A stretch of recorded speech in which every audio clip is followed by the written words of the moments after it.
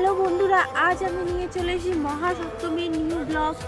আজ আমি বাকি পূজাগুলো তোমাদের সবাইকে দেখাবো। চলো তোমাদের দেখে নাও কিরকম কিরকম পূজা দেখেছি আজকে আমি।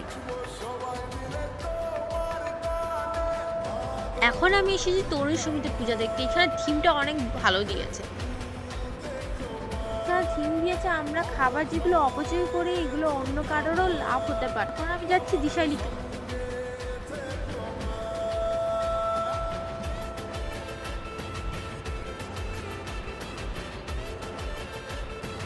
এখানে প্রতিমাটা খুব সুন্দর হয়েছে, আর বাঁশবাড়িতে কোনো কথাই হবে না, এখানে সব সময় খুব ভালো বানায়। আমার কাছে সবচেয়ে ভালো লেগেছে সুভাষপল্লীর প্রতিমাটা, খুব সুন্দর হয়েছে, আর এখানে থিমটা খুব ভালো দিয়েছে। আর আমার যদি ভিডিওটা ভালো লেগে থাকে লাইক কমেন্ট শেয়ার সাবস্ক্রাইব করে দেবে।